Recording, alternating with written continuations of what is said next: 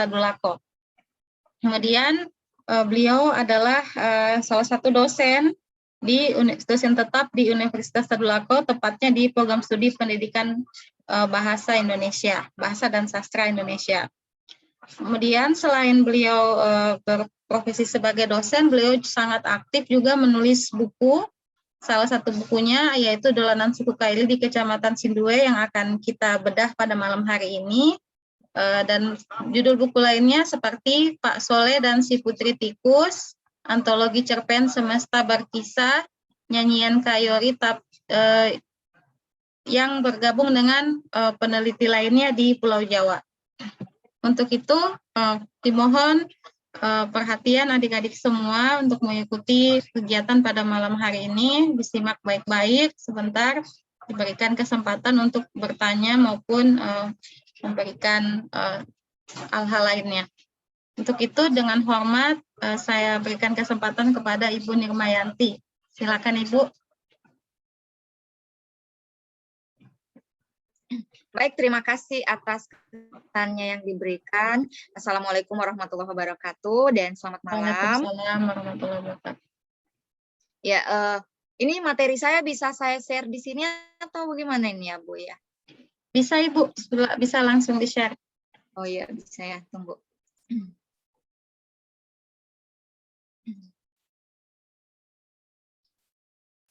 Tunggu ya. Saya lihat dulu. Tunggu.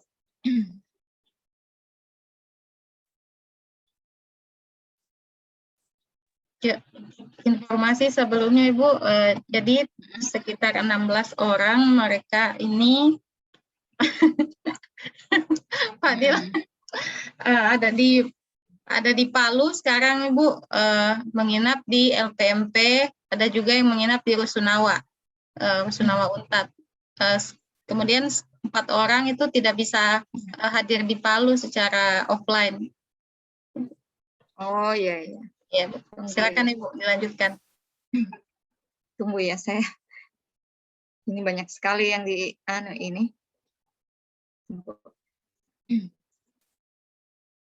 Tunggu ya.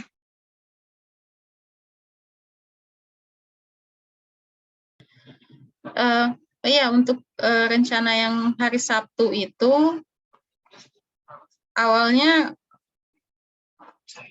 tuh lagi cari bis, tapi sampai sekarang bisnya belum dapat. Kemarin mau sewa bis dari bisnya tentara, cuma katanya lagi dipakai juga di kegiatan lain. Jadi masih menunggu informasi dari teman dosen lain yang sedang mencari kendaraan bis.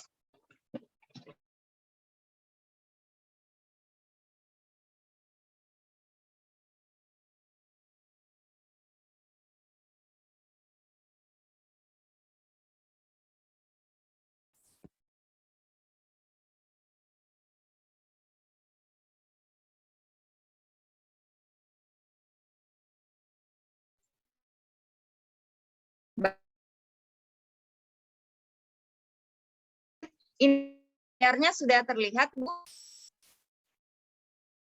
Masih proses, Bu. Oh iya. Sudah terlihat. Oke.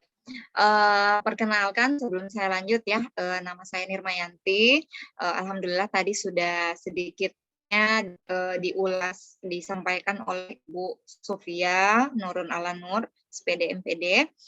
Baik, berikut buku yang tahun 2019 kemarin diterbitkan dan saya menulis ini kurang lebih 3 bulan dalam proses penyelesaiannya.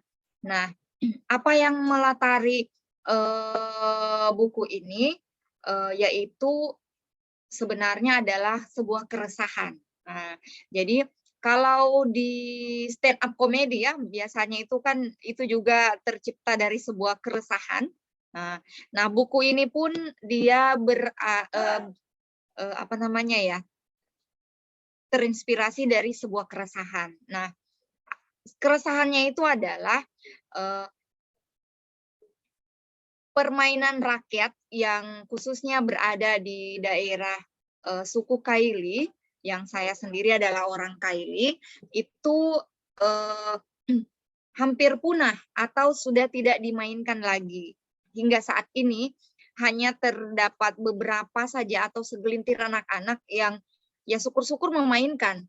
Namun sebagian besar itu sudah tidak dimainkan lagi, dan ini hanya saya temukan pada saat usia saya. Nah, seperti apa berikut. Jadi ini sebuah pengantar saja bahwa Sulawesi Tengah itu memiliki beragam suku bangsa, dan di antaranya itu ada suku Kaili yang merupakan suku asli di Sulawesi Tengah.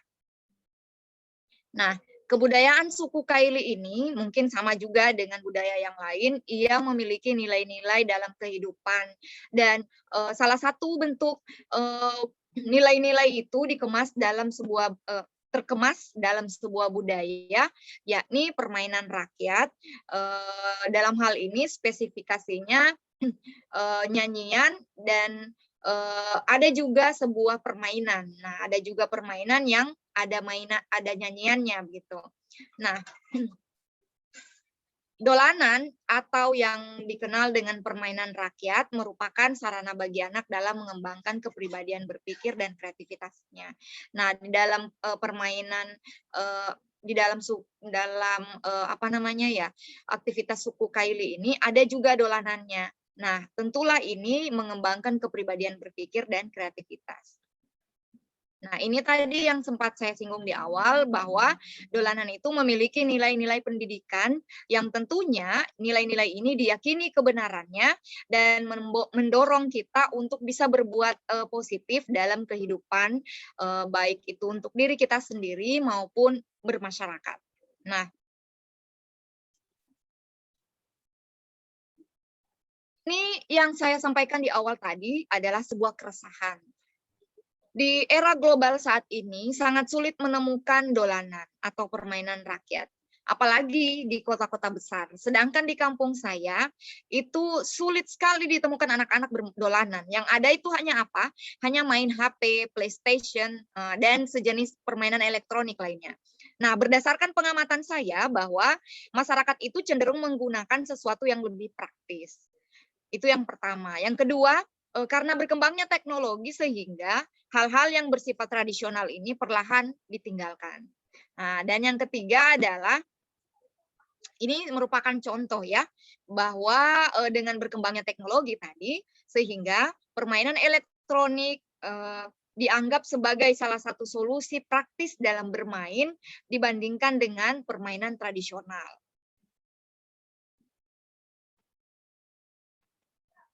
Nah, dampaknya apa? Kita bisa melihat, satu, karena anak-anak sudah sibuk dengan gadget, HP, dan segala macamnya yang pada dasarnya bisa dimainkan sendiri. Nah, akibatnya dolanan atau permainan rakyat tadi terabaikan. Nah, dengan terabaikannya dolanan, maka berimbas pada rendahnya daya saing pada anak. Ini yang saya lihat ya. Kemudian yang kedua, perlahan anak akan kehilangan bahasa ibunya karena tidak sering dilafalkannya melalui permainan rakyat ini. Nah, kan kita tahu sendiri, dalam permainan rakyat itu biasanya dia diselipkan pula nyanyian-nyanyian sebagai pendukung permainan itu. Kemudian yang ketiga adalah ketidakpekaan terhadap lingkungan sosialnya. Nah, anak-anak yang berpikir bisa main HP, main PlayStation sendiri dan segala macamnya. Nah, ini perlahan akan terbentuk karakternya yang bisa merasa bisa sendiri tanpa melakukan interaksi dengan sosial, dengan sosial di sekitarnya ya, sehingga perlahan akan terbentuk sikap anak yang yang tidak mudah bergaul dengan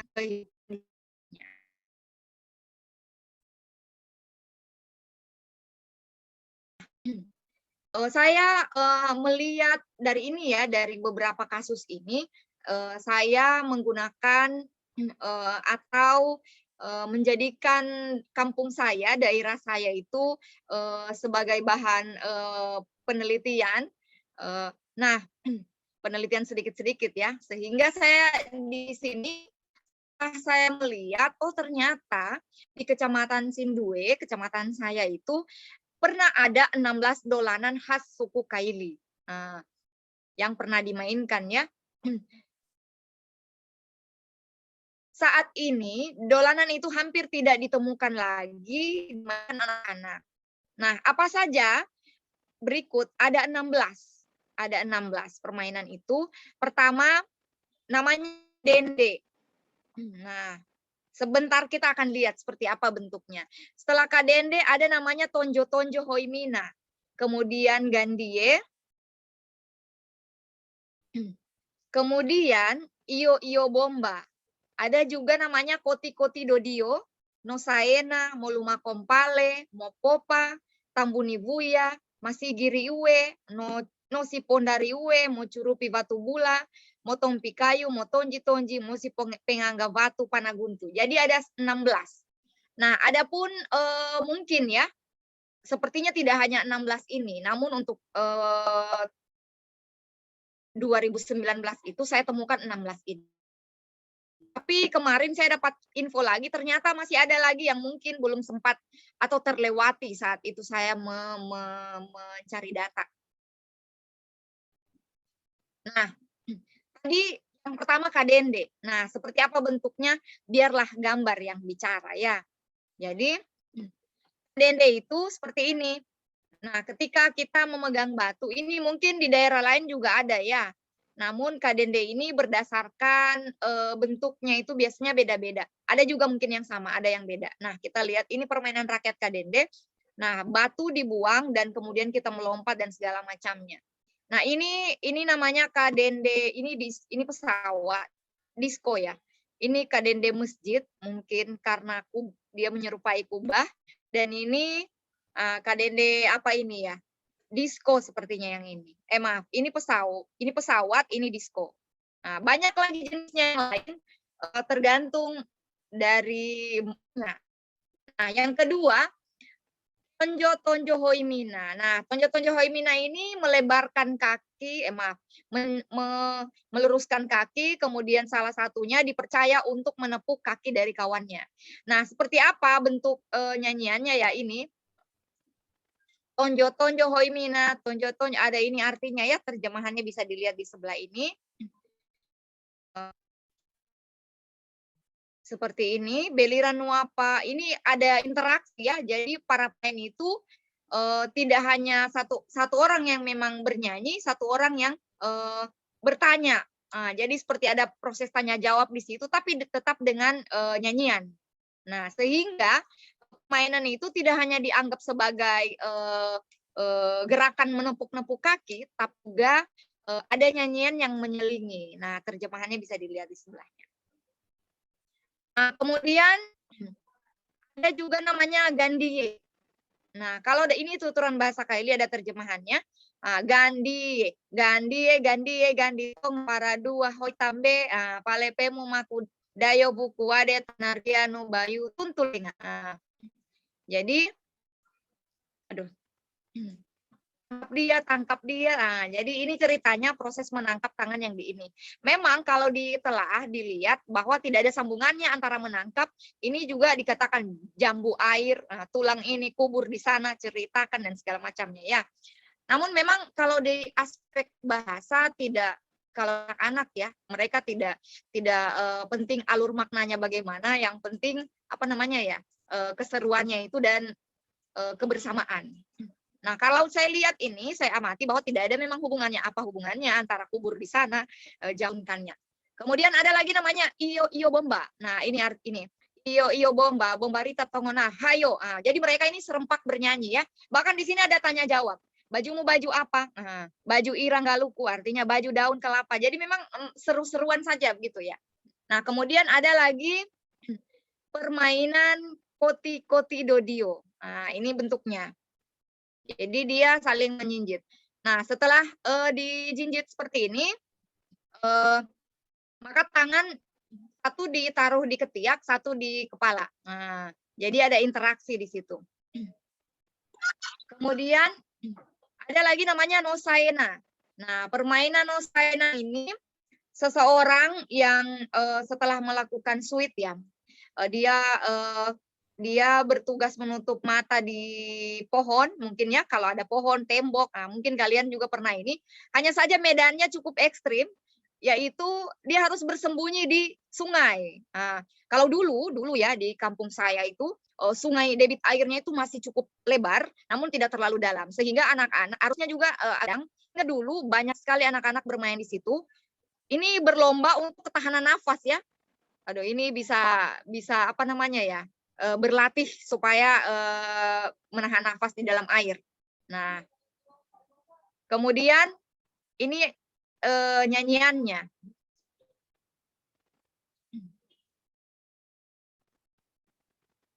Jadi bisa dilihat ininya ya. Kemudian ada lagi namanya permainan molumakompale. Nah, molumakompale ini kalau dari gambarnya ya bisa dilihat ini berjalan pakai tangan. Nah, ini tidak sembarang orang yang bisa, juga agak ekstrim ya, karena dia harus tetap berlatih keseimbangan. Nah, ini sering sekali digalakan atau dilakukan di kampung saya dulu. Jadi para remaja itu benar-benar tangannya itu kokoh, kuat, dalam beberapa meter yang telah ditentukan finishnya untuk bisa mencapai finish lebih dahulu. Nah, maka itulah pemenangnya. Ini sungguh luar biasa.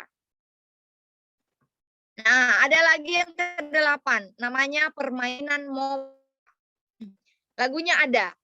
Popa, bawo, alamai taono, rapokuya taono, rapotinti gimba. Angkat, bawa kemari parang mau di apa? Nah, gitu ya. Mau dipukul beduk, bayangkan. Parang mau dipukulkan beduk ya. Nah, ini lagunya saya juga herannya kenapa pakai parang. Nah, cuma yang saya dapati begitu. Mungkin supaya lebih ekstrim ya. Ya, saya kurang tahu alasannya karena ini anonim ya, tidak ditahu siapa yang melantunkan pertama kali. Ini tiba-tiba saja kami sudah diwariskan seperti ini. Nah, kemudian ada namanya Tambuni Buya. Nah, Tambuni Buya ini dari gambarnya kita bisa tahu ya, ini sembunyi dalam sarung. Nah, mungkin kalian pernah juga lakukan ini. Nah, biasanya ini dilakukan di tempat terbuka seperti masjid, aula. Nah, jadi sarung dikumpulkan, setelah dikumpulkan sarung itu diacak-acak ya, dibuang. Siapa yang tidak dapat sarungnya, maka itulah yang bertugas menjaga atau mencari temannya. Dan mereka ini membuat bentuk sedemikian rupa tidak mudah ditebak. Enak aja taruhan. Padahal semalam baru ada ngomong. Paksa. Apa? Itu kalau jadi anak kosan tuh harus ngitung semuanya nggak ada kalau Insan, mute. Oke, saya lanjut ya. Kemudian saat seseorang berada dalam sarung ini, dia itu harus bisa membentuk dirinya sedemikian rupa agar tidak mudah ditebak. Karena kan biasa kan kita bisa ditebak ya dari ciri-ciri kita. Oh, ini gendut misalnya. Oh, ini si A. Oh, ini agak kurusan kakinya. Karena yang mencari ini dia berhak untuk memegang kaki kah, kepala. Nah, disinilah proses tebak-menebak terjadi. Nah, namanya Tambuni Buya. Kemudian 10 namanya permainan masigi uwe. Masigi ini masjid, uwe ini air. Jadi membuat kubah masjid di air. Nah, ini juga ini saya pernah buat dulu ya. Tidak sembarang. Kenapa? Kalau tidak tidak simetris ujung sarungnya, maka gelembungnya tidak akan tercipta. Tidak bisa terjadi gelembungnya. Tapi kalau kita bisa memegang ujung sarung secara benar, maka gelembungnya itu akan membentuk dan kita seperti berada dalam sebuah ruang. Jadi namanya membuat masjid air. Nah, gitu ya. Kemudian ada lagi namanya mosi pondaruwe. Mosi ini artinya saling. Ponda ini apa namanya ya? Mengangkat di pundak. Gendong pundak. Ya, kalau apa ya, gendong ya namanya ya. Dia Iya, Bu. ditaruh di atas pundak. Kemudian ini ada apa namanya ya? Ada seseorang yang bertugas sebagai juri untuk mengadu mereka. Jadi bukan juga juri ya. Ini provokator mungkin ya kalau terlalu ininya ya. Jadi ini yang mengompori. Ayo pukul dia. Ayo balas. Siapa yang terjatuh, maka itulah yang dinyatakan kalah. Nah, ini juga sangat dituntut peran dari yang menggendong ya, karena kakinya harus kuat, kokoh, mencengkram di air. Kalau tidak, maka saat kuda-kuda tidak kuat, goyang sedikit, jatuhlah. Nah, ada lagi namanya ini, mocurupi batu bula. Nah, watu ini batu, bula ini putih, batu putih. Kalau mocurupi artinya meluncur dalam air. Nah, jadi batu putih ini dibuang, ada yang memang bertugas untuk membuang, dia yang menentukan sampai di mana jaraknya, dia buang, dan peserta di belakangnya ini bersiap untuk mencari batu itu. Bayangkan, luar biasa. Ini batu harus dicari di kedalaman tertentu. Nah, ini membutuhkan ketahanan napas. Sehingga ini biasa didapat loh, sering sekali. Bahkan biasanya ada hadiah yang memang diperuntukkan untuk yang bisa mendapatkan. Nah, dengan begitu, yang mencari tadi itu kan otomatis terlatih pernapasannya, dia bergerak, ya kan, dan segala macamnya. Kemudian 13, motompi kayu. Ini mungkin sering juga saya lihat di daerah lain, ya. Kalau mo ini melakukan, tompi ini pukul, kayu ini kayu. Jadi memukul kayu. Ini ada kayu kecil, ada kayu besar, dihempaskan sejauh mungkin. Kalau ditangkap, kalau bisa ditangkap, dia langsung melempar ini dan segala macamnya. Nah, ini juga posisi kayu sedang di atas dan akan dipukul. Nah, kemudian motonji-tonji. Nah, ini motonji-tonji beda dengan yang tadi ya, yang memang tambunibuya. Kalau motonji-tonji ini dibutuhkan kerjasama antara yang sembunyi dan yang bertindak sebagai pawangnya. Nah, ini pawang ini fungsinya dia mengompori yang mencari, ini bukan ini. Ayo tebak, ayo siapa ini, dan seterusnya. Kemudian, kenapa ini apa namanya motonji-tonji? Tonji ini ayam ya, namanya ayam-ayam, permainan ayam-ayam. Jadi kalau misalnya yang mencari ini, dia menebak di dalam sarung ini tidak tepat, maka yang di dalam sarung ini akan berkokok. Bukan berkokok ya, itu yang ayam jantan kukuruyuk itu ya. Nah, dia yang suaranya akan dibuat seperti suara ayam, sehingga ini yang mencarinya ini akan berpikir ini suara siapa ya. Nah, gitu ya. Bukannya tonji itu burung. Ya? Bukannya tonji itu burung, ayam itu manuk.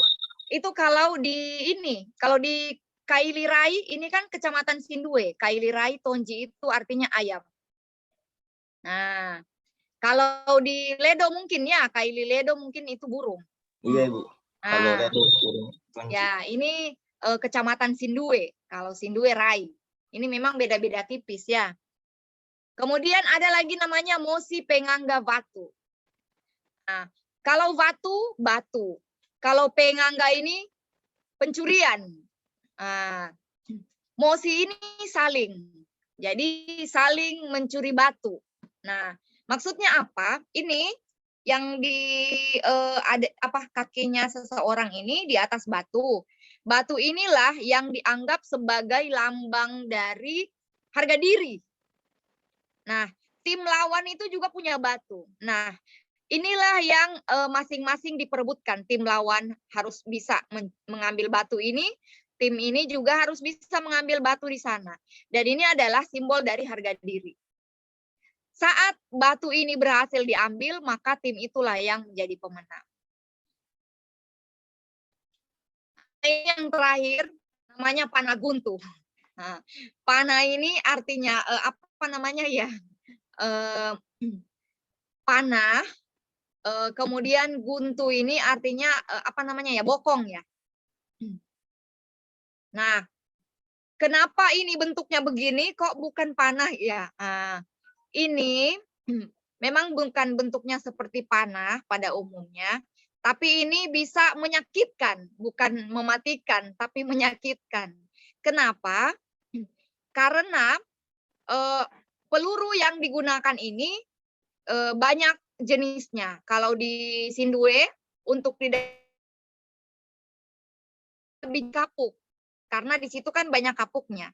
Nah, ini saya pernah menelusuri di daerah situ, ternyata mereka sering memainkan ini di bawah pohon kapuk. Saya tanya, kenapa harus di bawah pohon kapuk? Kan di situ banyak pelurunya. Jadi kalau kapan waktu apa namanya ya, supaya saat melakukan aktivitas itu maka peluru mudah didapat, gitu ya. Tapi kalau di kampung saya lagi kan itu kan ada sekitar 5 kiloan dari daerah yang banyak kapuknya itu.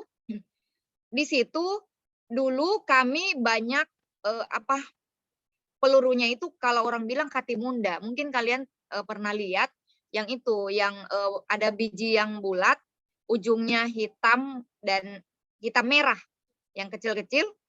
Nah itu yang ini. Tapi sekarang buah itu, saya tidak tahu ya itu buah atau apa itu.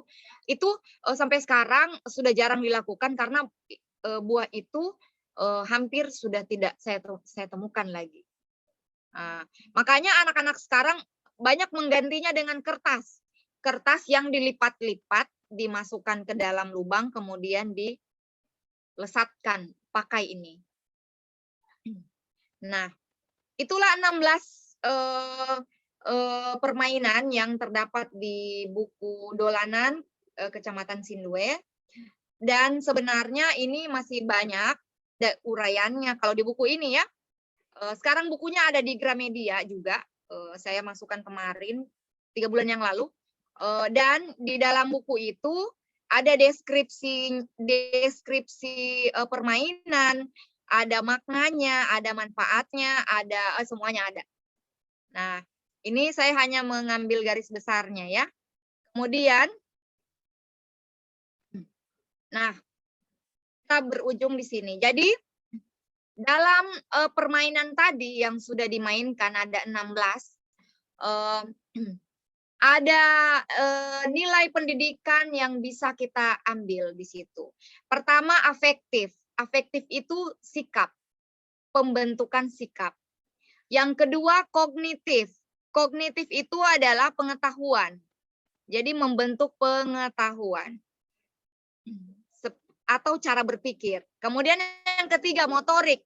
Motorik itu apa? Adalah apa? Ayo, siapa yang bisa? Ya? Kenapa? Ya, motorik itu apa? Daya pikir, daya rangsangan.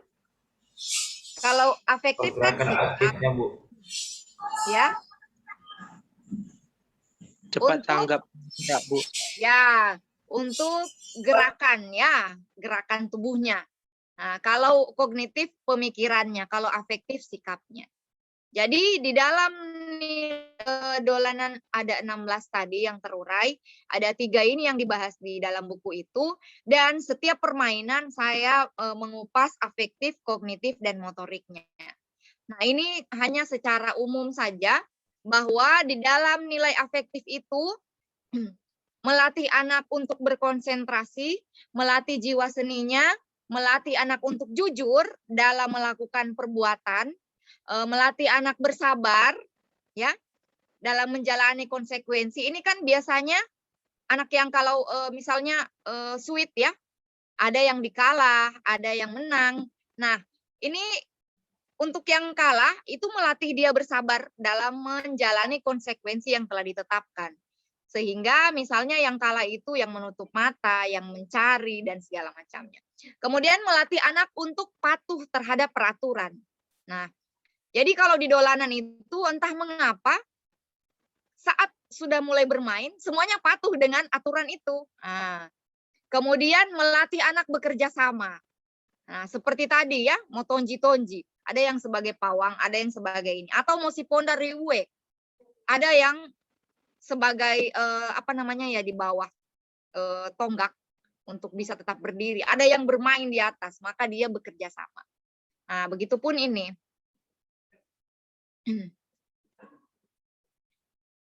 Melatih anak menjadi bijak, dan seterusnya. Kemudian nilai kognitif. Nilai kognitif ini adalah bagaimana meningkatkan daya pikir ya, melatih anak berkonsentrasi dalam menghadapi masalah yang ditemui. Nah, setiap permainan yang kita mulai itu masalah. Jadi anak berpikir untuk menyelesaikan itu bagaimana ya, strategi apa. Nah, kemudian yang kedua, anak terlatih daya ingatnya. Oh iya, tadi batunya misalnya ya, batu bula misalnya. Oh tadi posisinya sepertinya di situ. Dan seterusnya. Ini kan imbasnya ke depannya itu, daya ingatnya itu kalau dia kuat lama-lama akan terbentuk dan kualitasnya juga itu akan bagus. Kemudian melatih anak tidak terburu-buru mengambil keputusan. Nah, dalam permainan seperti tadi, anggaplah memocurupi batu bula. Tentunya dia tidak setelah dibuang langsung pergi, tidak ya. Dia berpikir dulu. Di situ sepertinya tadi. Kalau sebelah sini saya tidak dapat, nanti kalau dan seterusnya. Disitulah kelihatan bahwa ia terlatih untuk tidak buru-buru dalam mengambil keputusan, pelan-pelan. Kemudian anak selalu berpikir cepat dengan menggunakan strategi. Jadi, oh kalau saya misalnya tahan napasnya itu misalnya hanya 10 menit, berarti saya harus lebih cepat berenang. Jadi dia sudah memikirkan semua strateginya itu seperti apa. Nah,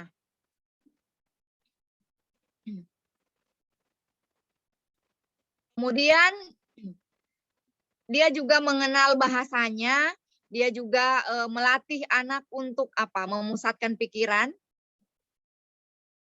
Nah, melatih anak untuk bisa cekatan. Nah, cekatan dia lebih cepat ya. Nah, jadi dia berpikir bagaimana kesesuaian antara gerakannya dan juga anggota tubuhnya, tindakannya itu semua dalam pikirannya. Kemudian motorik. Nah, ini tadi yang ini. Motorik itu tentang aspek gerak ya. Jadi melatih otot tangan anak dan tubuh anak sehingga menjadikannya kuat dan sehat.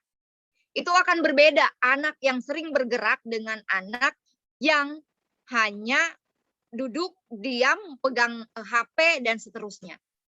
Tidak keluar-keluar, tidak kena matahari, tidak kena hujan misalnya ya. Tidak kena angin, tapi dia hanya duduk, diam. Aduh, matanya saja yang bekerja, otaknya panas, dan segala macamnya. Itu akan beda. Ototnya, otot tangan, otot kaki itu tidak sekokoh yang sering ini, yang sering memang bergerak. Kemudian tubuh anak menjadi sehat dan kuat. Nah, ini karena terbiasa digerakkan. Anak terlatih menjadi gesit dalam mengerjakan berbagai tugas. Jadi, cepat gerakannya. Kemudian indera peraba anak terlatih untuk menjadi peka. Nah, karena apa? Motoriknya sering terlatih. Kemudian menjadikan apa ya? Peredaran darahnya menjadi lancar dan seterusnya. Anak terlatih menjadi gesit. Jadi intinya bahwa dolanan suku Kaili mengandung beragam manfaat dan nilai dalam kehidupan yang mengajarkan anak bersikap positif dalam menghadapi berbagai masalah yang ditemuinya kelak. Selain itu, anak akan tumbuh menjadi pribadi yang sehat dan otot anak pun terlatih menjadi kuat. Dengan tubuh sehat dan kuat akan menjadikan anak menjadi generasi yang siap bersaing di masa depan.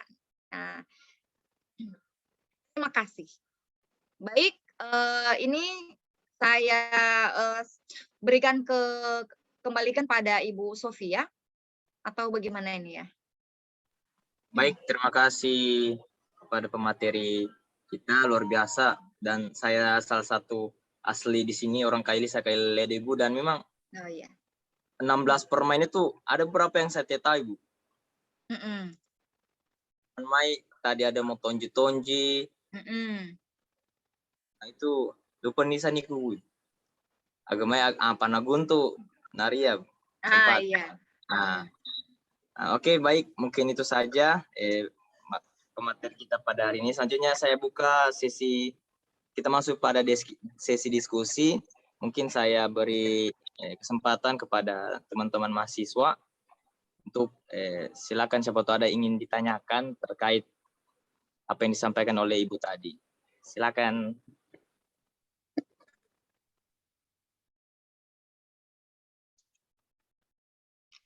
Mungkin siapa tahu ada yang bercerita sedikit terkait apa, mungkin ada apa ya, permainan tradisional yang ada di sini mungkin sama juga yang ada di Jawa, Pulau Jawa, Sumatera, Kalimantan, mungkin teman-teman yang ada di luar Sulawesi mungkin ada sama permainannya kita di sini dan mungkin di sana. Oke, sudah ada di sini ada Fadli Fau. Silakan. Assalamualaikum warahmatullahi wabarakatuh, Bu. Waalaikumsalam warahmatullahi wabarakatuh. Terima kasih, Bu, kesempatannya. Di sini saya mau nanya, Bu. Kan permainan-permainan ini kan sudah punah lah dibilang ya, Bu. Udah nggak pernah lagi ada dimainkan oleh anak-anak. Apakah ada upaya untuk membangkitkannya lagi, Bu? Kalau misalnya di daerah saya itu ada dia namanya KPOT, Bu. Jadi dianya lembaga permainan anak-anak, permainan tradisional itu dilestarikan gitu, Bu. Terima kasih, itu aja, Bu. Oke, baik, terima kasih kepada Fadil Fau. Mungkin langsung dijawab boleh, Bu. Oh iya, pada boleh. Ibu, silakan. Baik, terima kasih pertanyaannya, Nak Fadil Fau. Ini universitas apa tadi ya? Muhammadiyah Sumatera Utara, Bu. Oh ya, Muhammadiyah Sumatera Utara. Baik, terima kasih, Nak. Selamat datang di Kota Palu, atau mungkin saya yang lambat bergabung ini ya. Untuk pelestarian permainan rakyat ini juga sebagai bentuk keprihatinan saya terhadap tidak terlestarikannya permainan ini oleh hampir semua tidak. Saya belum dapati bagaimana bentuk pelestarian ini. Oleh karena itu, tergerak dari tidak adanya pemerhati ini, Nak, makanya Ibu menuliskan ini sebelum punah. Nah, saya tergerak itu karena ini memang tidak ada. Sejauh ini tidak ada komunitas. Untuk komunitas novel, misalnya penulis novelnya, itu ada. Kemudian komunitas yang intinya yang tentang kesastraan, ada pena dan segala macamnya itu banyak. Tapi kalau untuk yang khusus dalam pelestarian permainan rakyat ini tidak ada. Jadi benar-benar hanya tergerak sendiri Ibu kemarin itu untuk bisa menyelamatkan ini sebelum benar-benar tidak diketahui lagi.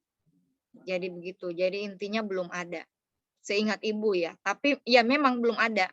Karena kemarin Ibu sempat telusuri ini setelah buku Ibu jadi ya. Setelah buku Ibu jadi, Ibu ke mana? Perpustakaan di Jalan Banteng, Perpustakaan Sulawesi Tengah itu, perpustakaan di Jalan Banteng. Di situ Ibu melihat beberapa tulisan pun permainan rakyat juga, tapi itu sudah tahun-tahun yang lama. Tulisannya juga sudah ada yang kuning-kuning, kertasnya itu menandakan sudah lama. Itu nanti tulisan saya jadi, baru saya tahu, oh ternyata ada ini buku. Ada yang pemerhati juga. Hanya saja sudah sangat lama dan itu saya lihat tidak itu hanya berupa penelitian-penelitian begitu. Dan ini saya sangat agak bersedih. Kenapa? Karena selain ini tidak dimainkan lagi, kemudian tidak ada komunitas untuk bisa melestarikan. Saya kurang tahu sekarang ya, tapi seingat saya itu saya belum dapat. Saya belum dapat info ada komunitas yang melestarikan permainan rakyat. Hanya saya patut juga bersyukur pemerintah sudah mencanangkan beberapa programnya, yaitu dengan Tapi saya hanya temukan itu di TK dengan SD, tapi bukan ini, hanya seperti pembelajaran saja, hanya muatan lokal untuk ini pengenalan permainan-permainan rakyat. Itu pun tidak terlalu ini, kan namanya levelnya SD ya, dan juga TK, hanya pengenalan biasa. Tapi kalau untuk yang lebih spesifik membahas tentang itu, melestarikan dan segala macamnya, saya belum dapat komunitas itu. Mungkin itu, Dek. Ya, baik. Sedikit juga dari saya. Iya, silakan. Bisa sedikit kami dari kayak saya salah satu fasilitator forum anak.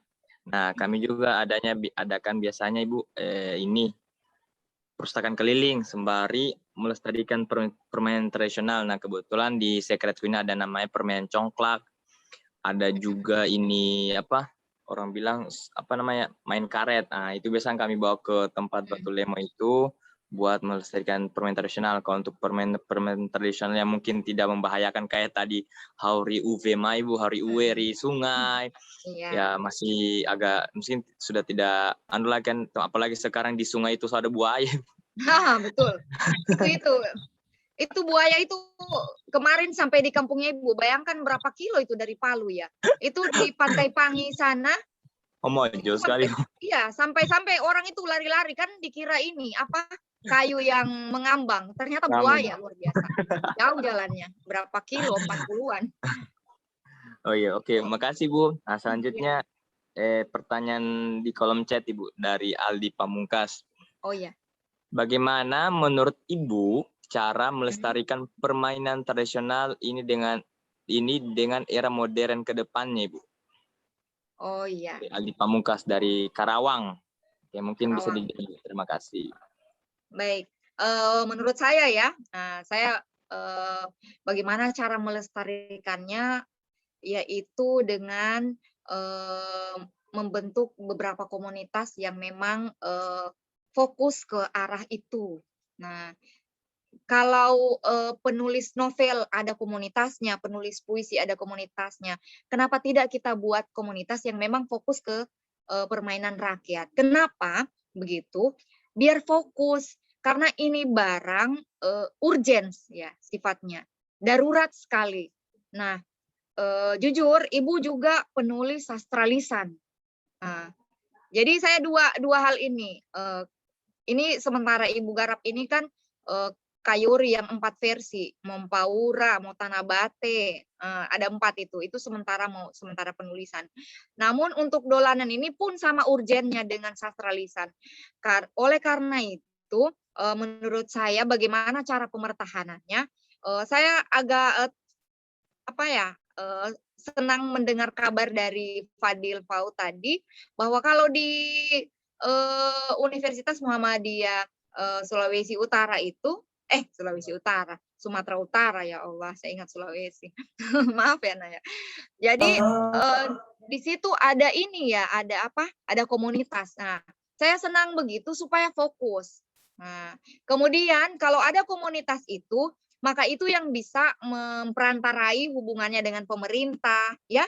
Bagaimana mengadakan misalnya workshop, bagaimana mengadakan sosialisasi. Ini mereka ini yang misal menjadi penghubung juga untuk bisa ini. Selain mereka ini juga mempublikasi. Nah, saya senang juga mendengar kabar Muhammad Devano tadi mengatakan bahwa biasanya di mana? Di Batu Lemo ya? Iya, kami organisasi Forum Anak Ibu, Kota Palu, Kota Palu. Organisasi Forum Anak. Pertanyaannya, itu seberapa intens dilakukan? Sebulan 2 kali, Bu. Sebulan 2 kali. Kira-kira apakah sudah membekas itu dengan itu sebulan 2 kali? Kira-kira yang hadir hari itu, minggu depannya itu bisa hadir lagi tidak untuk penguatannya? Itu semua yang saya kira sama halnya makan, misalnya lapar, makan, hanya sedikit, besoknya lapar lagi, tapi sudah tidak ada lagi. Bagaimana itu? Jadi memang ini sesuatu yang urgent, satu, kemudian butuh aktivitas yang intens untuk dilakukan, dan memang ketiga harus fokus. Jadi menurut saran saya adalah memang harus mendirikan komunitas untuk bisa mengembangkan itu. Jadi begitu, Nak. Oke, baik. Terima kasih atas jawabannya, Ibu. Nah, selanjutnya ada mungkin teman kita Ria ingin bercerita sedikit terkait mungkin ada kesamaan permainan rakyat di sini dan di sana. Boleh silakan Ria.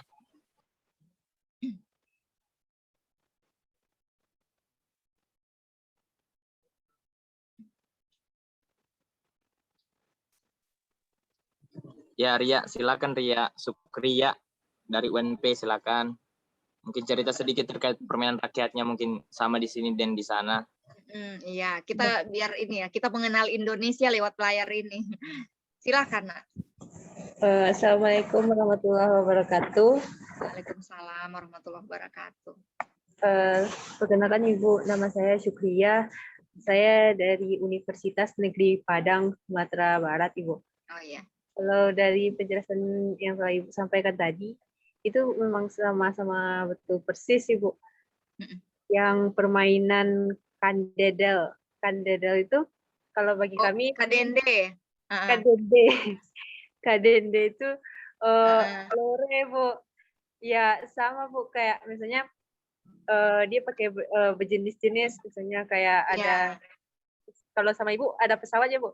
Kalau kami ada pula modelnya kayak lore rok, kayak dia itu kayak cewek ada pakai rok, itu lore rok. Kalau dia ada tadi ada saya lihat pakai bundarannya, Ibu. Kalau bagi kami itu bentuk kayaknya lore gunung. Itu lore gunung. Oh iya. Lore joget juga ada gitu, Bu. Lore joget. Oh ya, yang disco itu ya? Disco ya, Bu, kalau kami. Iya. Sebagian disco bilangnya, sebagian bilangnya pesawat. Makanya saya bingung ini. Pesawat. Ya, ini. Lore bola juga ada gitu, Bu. Jadi memang kayak bulat bentuknya, Bu. Gabungan antara persegi dengan segitiga pasti gitu. Terus permainan yang motompi kayu. Iya, ini agak familiar dia ya. Tempat kami namanya itu potok lele. Pakai tongkat nanti diangkat ke atas. Jadi siapa yang bisa ambil terhitung dapat skor. Jadi siapa yang skornya yang banyak itu yang menang gitu. Betul. Terus ada mosi panganggu patu. Ibu. Nih. Ngangga batu ini. Watu ya, Bu. Watu. Jadi kalau kami bukan bisa sih penggantinya itu batu, tapi kami lebih kayak pakai tongkat gitu, Bu. Ada misalnya misalnya kayak ada suatu daerah misalnya di apa ya? Nah, kalau di lapangan itu biasanya kan ada tonggak untuk misalnya ada net yang berdiri di tengahnya itu ya? Iya, Bu. Kalau pakai batu yang penting bisa main gitu.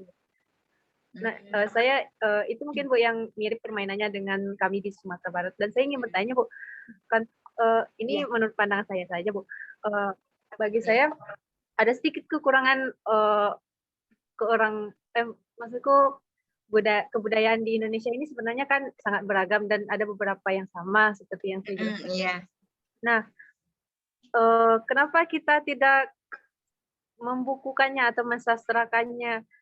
Salah satunya seperti yang telah Ibu lakukan. Harusnya kita sudah lebih sebelumnya jauh nenek moyang kita sudah bisa membukukannya. Mungkin karena latar belakang edukasi bisa jadi. Tapi dari yang pernah aku pelajari ya, Bu, kayak penjajahan contohnya kayak kolonialisasi itu kalau di daerahku di Sumatera Barat itu lebih lengkapnya sastra Minangkabau itu lebih banyak di Malaysia, di Belanda gitu.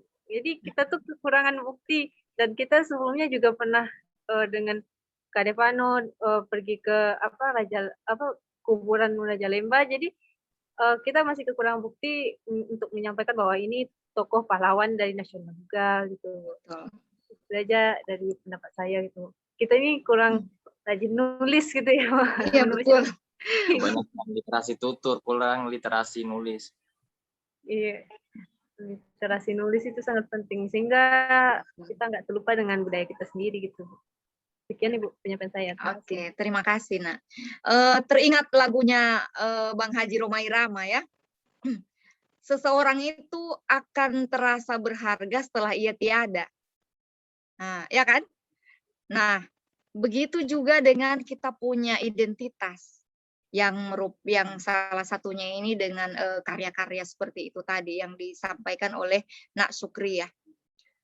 Bagaimana bisa Malaysia identitas kita temukan di Malaysia, kemudian pokoknya hal-hal yang memang ini kemarin saya juga pernah baca yang Indonesia punya didapatnya bukan di Mesir ya, di Rusia ini ternyata saya lupa apa ya kemarin, intinya yang Indonesia punya ada di perpustakaannya mereka.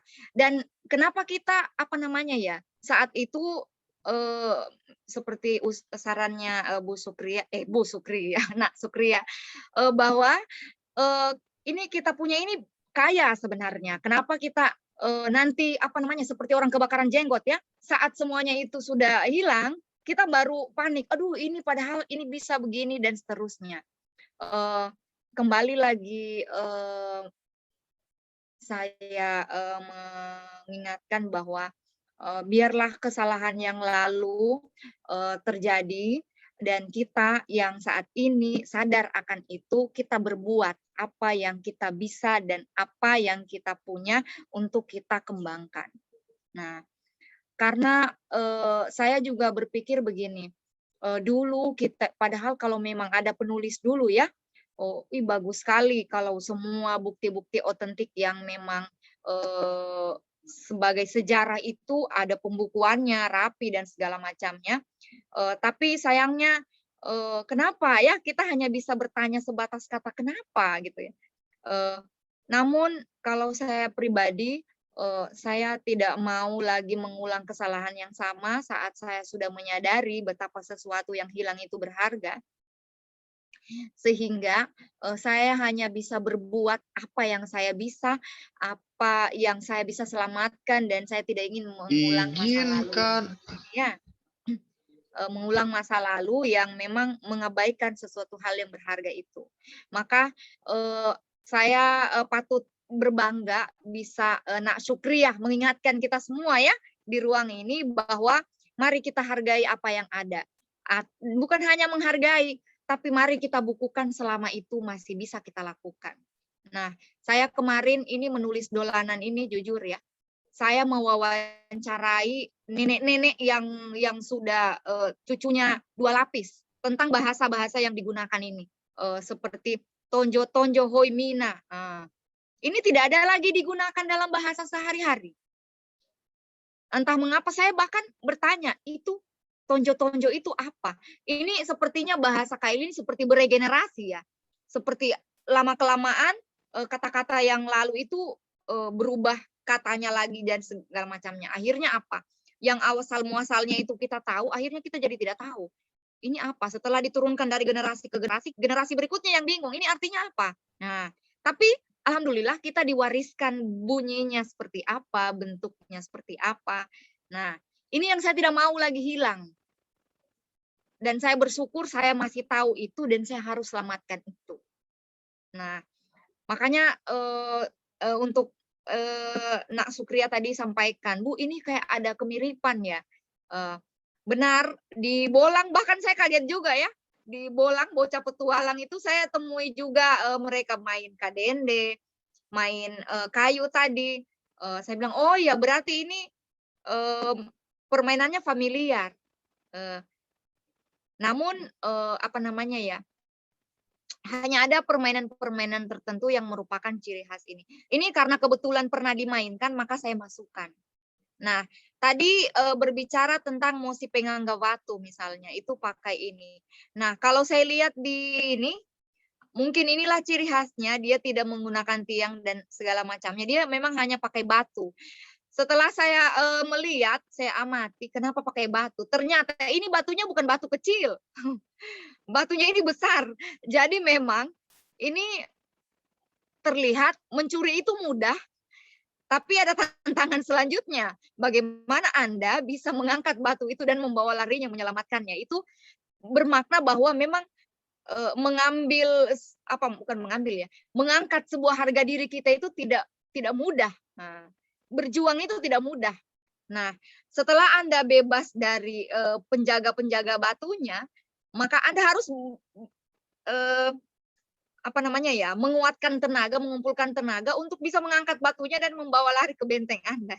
Nah, ini yang saya lihat benar-benar semangat juangnya itu double ya dalam permainan ini. Nah, tapi tadi ada kesamaan juga ya tentang tiangnya. Nah, dari apa yang Nafi Sukria sampaikan tadi, saya makin percaya bahwa memang Indonesia ini berbeda-beda tapi tetap satu. Hanya kita ini sebenarnya mungkin kalau tidak dipisahkan oleh lautan, kita ini satu daratan semua kan. Nah, hanya saja ya itu tadi, namanya orang-orang kalau mengungkapkan hal-hal ini biasa dari mulut ke telinga itu sudah berbeda ya.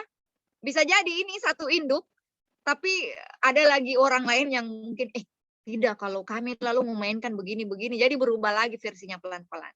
Namun kita patut untuk berbangga bahwa apapun itu, ini intinya adalah sebuah kerjasama dan juga tujuannya baik untuk bisa meningkatkan afektif, kognitif, dan juga motorik kita untuk tetap sehat. Itu saya lihat sekali ya, berbeda anak-anak yang aktif bergerak dan juga yang hanya di depan layar. Oke, kalau misalnya dia lebih pintar, apalagi di HP ya, misalnya dia main, jago sekali. Oke lah, kognitifnya bagus, afektifnya terabaikan, ya kan? Motoriknya juga terabaikan. Nah, kalau tradisional ini memang dia butuh lawan main untuk itu, tapi ketiga-tiga hal ini bisa berimbang atau terdapat di dalam permainan rakyat itu. Nah, oleh karena itu dalam kesempatan ini saya sangat berharap bahwa adik-adik mahasiswa bisa melestarikan budayanya, tidak menunggu orang lain yang berbuat, tentunya mulailah sekecil apapun perbuatan yang kau lakukan, itu sudah permulaan, ya. Dan ketika Anda sudah memulai, Anda harus berani mengakhiri. Jangan berhenti di tengah. Nah, kalau sudah Anda akhiri, maka insya Allah akan tercipta tersedia sebuah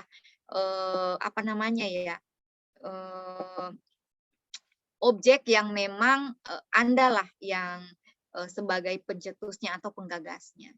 Jadi saya sangat berharap semoga di dalam pemaparan saya ini hanya sebuah contoh kecil bagi kita bagaimana menghargai sebuah budaya yang ada di sekitar kita dan kita jangan nanti saat ia menghilang baru kita menyadari betapa itu berharga.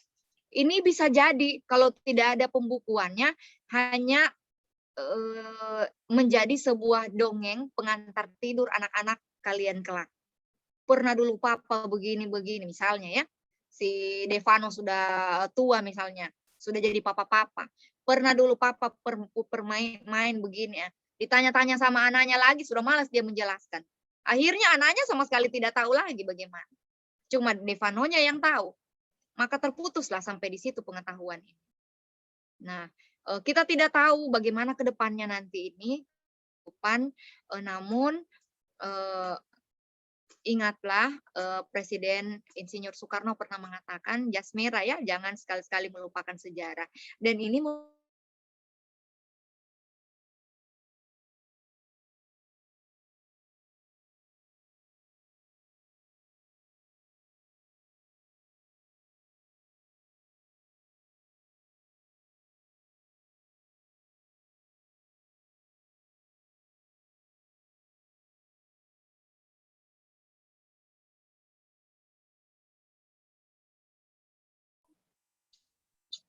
Sin Cahaya Indah Hujung terkata sudah dijawab oleh Ibu tadi, namun lebih dia memfokuskan di sini tindakan yang dilakukan oleh pemerintah setempat dalam melestarikan permainan tradisional itu, Bu? Karena mengingat zaman sekarang banyak media elektronik yang lebih diminati anak muda.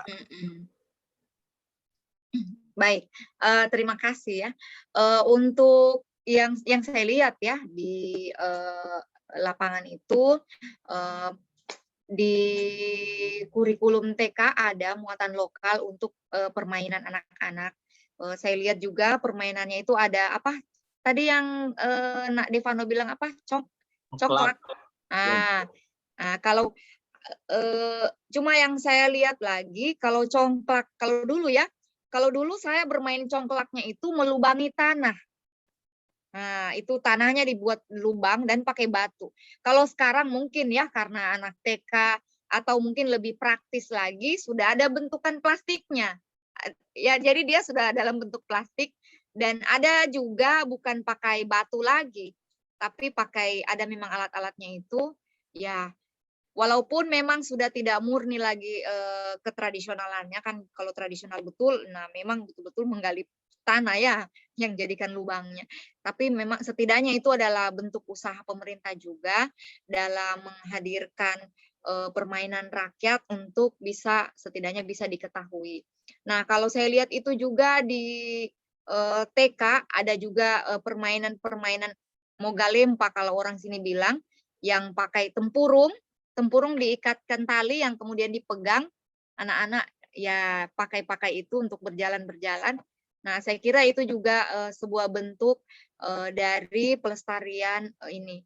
Tapi kalau untuk secara umum ya, melestarikan permainan rakyat secara umum, saya belum temukan, mungkin saya yang terbatas pengetahuannya ya, tapi yang seingat saya belum menemukan bagaimana bentuk pelestarian itu pelanan. Nah, tadi kan kalau Devano tidak cerita, saya tidak tahu ada ini apa di Watulemo itu setiap sebulan 2 kali. Saya tidak tahu. Mungkin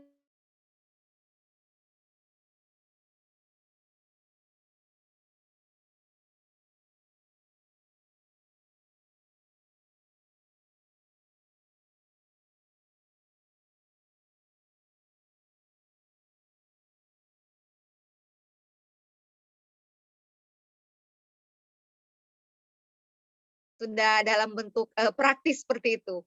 Kan kalau ibu dulu ya, aduh itu pokoknya kuku itu hitam-hitam semua karena gali pasir dulu. Memang harus berjuang dulu bentuk lubangnya. Kalau sekarang sudah praktis. Nah, setidaknya ada lah, alhamdulillah.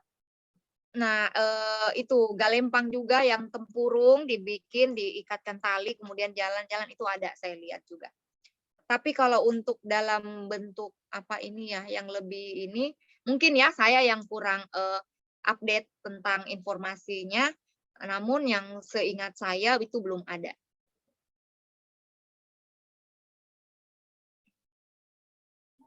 Baik, terima kasih Ibu.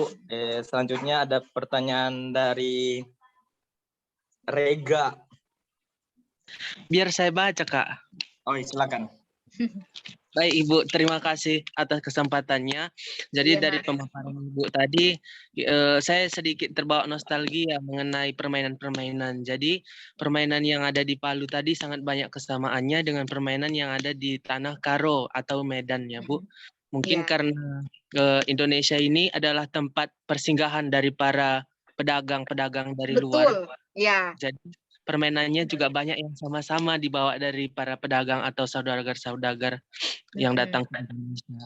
Jadi pertanyaan saya, Bu, bagaimana pendapat Ibu kalau permainan tradisional ini kita digitalisasikan atau dimasukkan ke dalam sebuah aplikasi? Karena sekarang ini segala hal itu berkaitan dengan teknologi IT dan IT. Jadi kalau kita masukkan dia ke dalam ini kan termasuk dalam bentuk pelestarian. Namun dari nilai-nilai kebersamaan dan lain sebagainya mungkin harus ditanggulangi lagi kan, Bu. Terus seperti nilai-nilai paham aturan, kesabaran dan juga kemampuan interaksi, analisa tadi mungkin harus kita bincangkan lagi agar dapat kalau dia dimasukkan ke dalam IT gitu, Bu. Terus satu lagi tadi Bentar, Bu. Mm-mm. Ini Bu, dalam permainan tradisional ini juga erat kaitannya dengan nilai-nilai mistik Bu, atau nilai-nilai religi gitu Bu. Bagaimana pendapat Ibu di zaman sekarang ini? Apakah tidak mempengaruhi keyakinan kita atau itu hanya sebatas permainan saja seperti itu Bu? Terima kasih Bu. Oke, terima kasih Nak. Begini. Saya sangat menyambut baik jika ada ide seperti itu, supaya ini tidak hanya sampai dengan kita pengetahuannya ya, bisa diketahui oleh semua kalangan. Dan kebetulan untuk buku saya ini, buku pertama saya ini, belum ada ininya apa digitalnya, baru hanya sekadar terbitan buku biasa saja. Yang penting sudah ada sudah ada apa itu yang di belakangnya itu? ISBN-nya. Oh ya Allah. Sudah ada ISBN-nya, itu saya pikir kemarin saya sudah cukup puas dengan itu. Tapi dengan adanya ide untuk mendigitalisasikannya nanti, ini kan biar lebih banyak lagi ya anak-anak yang tahu, oh ternyata begini bentuknya dan segala macamnya. Saya sangat menyambut baik untuk itu. Nah, dan untuk nilai-nilai dan segala macamnya, sebenarnya kalau nanti ya bolehlah nanti kapan-kapan kalian mungkin bisa lihat bukunya langsung. Itu semuanya sudah tertera di dalam. Jadi satu permainan itu ada nilai afektif, kognitif, motoriknya, dan juga manfaatnya, dan juga deskripsi permainannya. Nah, saya tidak posting semua di sini biar tidak terlalu penuh layarnya. Dan sama, saya juga melihat gambar ini lagi, natural sekali. Ini pakai sketsa tangan kemarin ya. Karena saya menulis ini penuh-penuh dengan keterbatasan, hanya berupa inisiatif sendiri. Ini sketsa tangan, kemudian saya scan manual. Nah, ini hanya sketsa pensil, kemudian saya tebalkan dengan ini. Dan memang kalau memang didigitalisasikan di ini biar semua bisa akses, itu saya sangat menyambut baik. Dan untuk nilai-nilainya nanti boleh kita diskusikan kembali, siapa tahu ya di dalamnya ada ini. Kebetulan ini masih cetakan pertama juga. Mungkin kalau untuk lebih diluaskan lagi itu sangat bagus. Dan kemarin setelah ini terbit tahun 2019 kan terbitnya, 2020 saya jalan-jalan ke daerah atas sana. Ternyata ada paman di situ memberitahu saya ada 2 permainan lagi yang memang menggunakan bahasa daerah dalam penyelesaiannya. Saya bilang, aduh, saya mau tambahkan nanti di bukunya biar lebih lengkap lagi kan. Ini makanya karena namanya berbuat sendiri, jadi ya begitulah, banyak keterbatasan. Dan saya sangat senang bisa berada di ruang ini, dan ini nanti bisa kok kita untuk digitalisasikan. Dan tadi saya sepakat bahwa kita kan dulu pernah memang nenek moyangnya kita ini kan pelaut ya. Nah, dan tentulah banyak para pedagang, mereka berdagang dari satu tempat ke tempat lain, ada yang sudah mendiami sebuah wilayah, kemudian mungkin berlayar lagi dan segala macamnya. Nah, tentulah itulah salah satu tempat salah satu cara sehingga terlestarikannya permainan ini. Walaupun memang ada 1-2 hal yang berbeda, saya kira secara umum seperti tadi ada kadende, ada ini dan segala macamnya itu bisa kita temukan di berbagai daerah lainnya ya. Jadi kita ini walaupun dari Sumatera, walaupun dari Sulawesi, walaupun dari Jambi dan segala macamnya, tapi tentunya kita ini adalah satu, dan tidak ada hal yang bisa membatasi kita untuk bisa saling bertukar informasi. Untuk apa? Untuk sama-sama memiliki pengetahuan, gitu ya. Baik. Oh iya, jangan-jangan saya lupa. Adakah pertanyaannya tadi yang belum saya jawab, Nak? Satu lagi. Saya lupa. Pertanyaan terakhir dari Andra. Ya, silakan. Gimana pandangannya Ibu, anak-anak zaman sekarang lebih suka permainan mobile dibanding tradisional seperti PUBG, Mobile Legends, dan lain-lain. Dan situ sikap anak-anak pun sekarang lebih cenderung gampang marah dan cuek kepada lingkungan sekitar. Gimana tanggapan Ibu terkait fenomena tersebut. Andra dari Universitas Swadaya Gunung Jati dari Cirebon. Silakan Ibu. Ini keren ya, saya seperti melihat peta Indonesia di hadapan saya ini, tiba-tiba dengar Cirebon, dengar Sumatera, ya Allah, kayak ini ya. Baik, terima kasih Nak. Nak Andra, bagaimana tanggapan saya tentang itu? Itulah salah satu yang melatar belakangi buku dolanan ini saya tulis. Saya, jangankan anak-anak, saya sendiri merasakan saat saya fokus misalnya nonton di HP, kemudian ada teman yang memanggil dan segala macamnya, itu kalau hal yang saya pelajari atau sedang nonton itu di dalam HP itu belum tuntas atau sedang dalam keadaan sedang serius-seriusnya saya menyaksikan, kemudian ada gangguan dari kiri kanan, itu seperti emosi itu naik ya. Seperti bukan juga ya panas mungkin bagaimana ya. Kita kayak jengkel tiba-tiba dengan orang yang mengganggu kita yang saat fokus. Nah, saya susah mendeskripsikan ya, tapi kita merasakan ya. Jadi disitulah letak itu permainan Mobile Legends dan segala macamnya itu. Mereka seakan tidak butuh orang lain karena mereka merasa saya sendiri bisa memainkan begitu. Saya tanpa butuh orang lain. Nah, bagaimana tanggapan saya? Sebenarnya itu sah-sah saja dilakukan, hanya pada saat kapan. Nah, kalau itu terus dilakukan setiap hari, karena kita tidak bisa juga menolak teknologi ya. Oh sudah, saya tidak mau ini semuanya, saya tidak mau. Saya mau kembali ke alam misalnya. Tidak bisa juga kita kembali ke alam sepenuhnya ya. Jadi kita menyesuaikan saja sebenarnya dengan keadaan. Dengan tidak melupakan yang ada, tapi tidak mengabaikan yang ada. Nah, bagaimana itu? Tidak melupakan yang ada, tanpa mengabaikan yang ada. Artinya apa? Kita pandai-pandailah memposisikan diri pada saat kapan, di mana, dan apa. Dan juga bisa mengendalikan diri, itu yang penting. Jadi tidak terlalu ke sana juga, tidak terlalu ke sini juga. Intinya kita hargailah apa yang sudah ada. Tapi tidak terlalu ini ya. Maka benarlah dikatakan itu bahwa jangan terlalu ya. Nah, di dunia ini semua tidak boleh yang serba terlalu. Kenapa begitu ya? Sedang-sedang saja. Kenapa begitu ya? Tentu kita sudah bisa merasakan sesuatu yang terlalu itu biasanya tidak bagus dalam hal-hal tertentu ya. Jadi miris juga melihat anak-anak yang sudah waktunya sholat kalau muslim ya, atau sudah waktunya untuk memasukkan ternak di kandang yang mungkin itu rutinitasnya membantu orang tua, tapi di situ terus dan segala macamnya.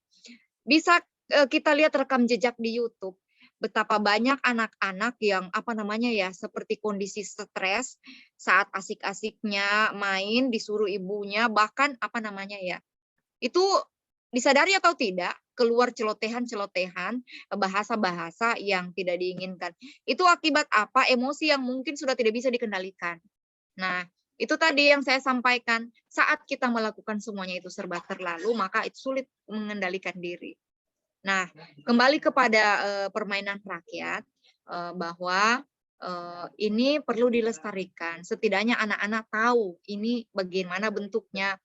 Kalau misalnya pemerintah, misalnya ya, anak-anak sudah tahu ini bagaimana dan itu kemudian ini, dan juga pemerhatinya ada, ini konektivitas yang dibutuhkan ini kerjasama.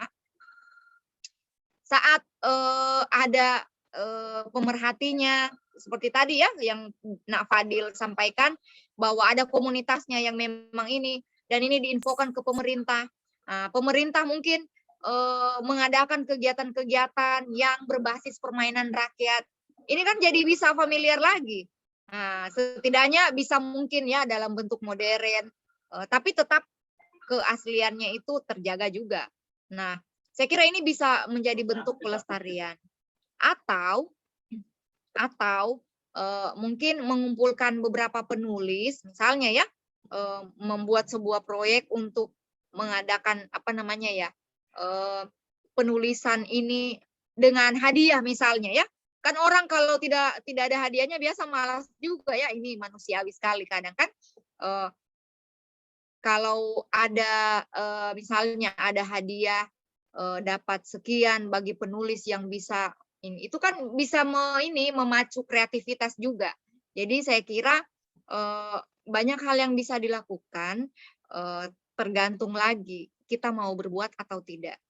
Dan kerjasama ini sangat penting untuk bisa bersama-sama kita melestarikan budaya kita. Memang kalau untuk satu orang berbuat bisa, bukan tidak bisa, bisa. Hanya saja bersama itu lebih baik, ya kan? Sesuai dengan jati diri kita sebagai bangsa Indonesia, yaitu gotong royong dan kerjasama. Itu kalau dilakukan bersama-sama akan mudah dan akan cepat terrealisasi, insya Allah. Gitu. Oke, baik Ibu. Terima kasih atas sampai Ibu lalu. Halo Ibu. Udah. Oke, terima kasih atas waktunya Ibu telah hadir dalam modul Nusantara ini sebagai pemateri. Ini suara aku kedengaran, teman-teman? Dengar Kak. Terdengar. Oh, berarti mungkin ya Ibu. Oke, mungkin itu saja pertemuan kita pada malam hari ini terkait kebinekaan ya. Kebinekaan ke-8. Nah, sebelum kita akhiri bersama, kiranya kita jangan sekali-sekali melupakan sejarah. Nah, Jasmira, jangan sekali-sekali melupakan sejarah dan tetap lestarikan budayanya kita yang ada di Indonesia. Oke, tetap semangat, pegiat kebaikan. Mungkin setelah itu saya kembalikan sama Ibu Sofia. Kepada Ibu disilakan. Oke, baik. Terima kasih banyak, Devan. Terima kasih banyak juga atas perhatian adik-adik mahasiswa sekalian. Ibu Nirma Yanti, bisa dengar suara saya, Ibu?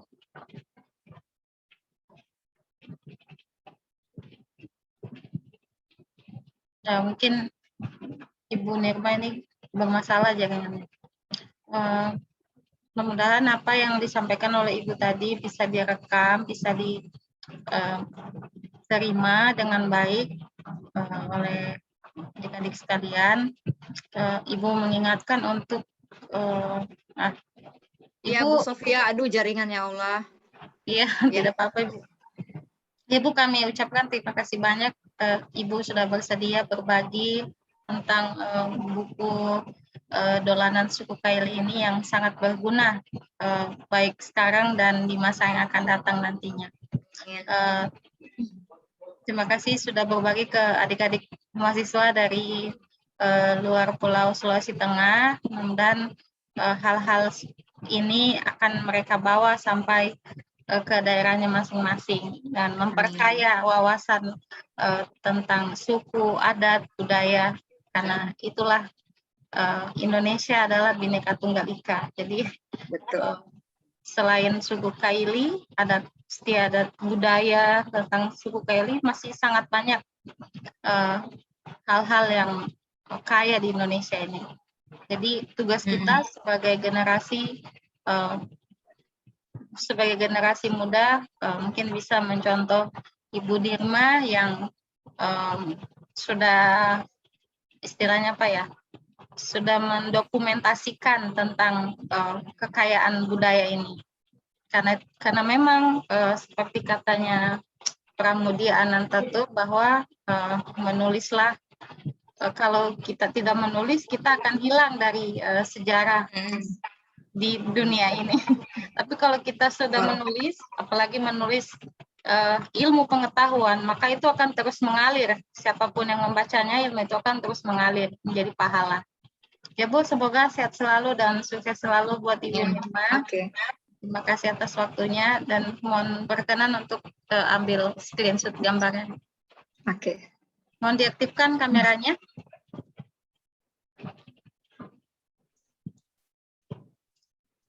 Ya, 1, 2, 3.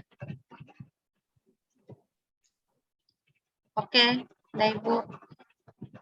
Oke.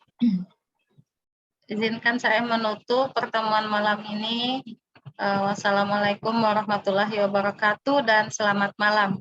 Jangan lupa, Waalaikumsalam warahmatullahi jangan lupa wabarakatuh. absennya dan laporannya diupload. Waalaikumsalam warahmatullahi wabarakatuh. Ibu. Terima kasih Bu Ya, Dirma. ya izin Jangan lupa. pamit ya. Assalamualaikum. Iya. Waalaikumsalam. Terima kasih Bu Nirmayanti. Iya, sama-sama. Jangan lupa hari Sabtu. Bu, izin bicara Ibu. Ya, silakan. Ini Bu, saya Syukria. Sebelumnya mau mohon izin tidak bisa ikut di hari Sabtu Ibu, karena di prodi khususnya Kaprodi kita di geografi ada ngundang untuk ikut PKL gitu Bu, dari hari Jumat sampai hari Minggu Bu. Iya, tidak apa-apa. Cuma Ibu yang mau informasikan bahwa hari Sabtu ini untuk ke Tanjung Karang itu belum ada informasi pastinya akan jadi atau tidak, karena menunggu dosen pembimbing yang mencari kendaraan. Nah, kalau misalnya tidak jadi ke Tanjung Karang, apakah misalkan hari Sabtu itu meskipun ada yang kegiatan, apakah tetap akan kita laksanakan atau ditunda di hari selanjutnya? Supaya yang lain juga bisa ikut. Bagaimana menurut teman-teman? Bagusnya sih sama-sama semua Ibu. Kayak kemarin kan seru kalau rame. Kalau cuman ya nggak bisa di 1-2 orang kan tidak seru Ibu. Jadi bagusnya rame-rame kayak kemarin. Oh iya. Kalau ada berapa orang yang mau ini kegiatan PPL itu selain Syukria? 2 Bu. Ya? 2, satu lagi Nurul Awalia Bu. Oh, 2 ya. Iya, nanti kita ya silakan Indana, boleh. Nanti kita bicarakan lagi ya, apakah yang teman-teman yang lain yang tidak ada kegiatan itu tetap mau buat kegiatan di hari Sabtu itu. Kalau misalkan jadi mau buat kegiatan dan selain ke Tanjung Karang itu kita ada agenda wisata religi ke makam Sis Al-Jufri, kemudian kalau bukan museum ke Taman Makam Pahlawan. Nanti diinformasikan kembali. Oke, silakan istirahat. Ini sudah sangat larut sekali. Mohon maaf, waktunya sudah diambil. Tutup ya. Ya. Terima kasih Bu. Ya. Terima kasih Bu. Terima kasih Bu.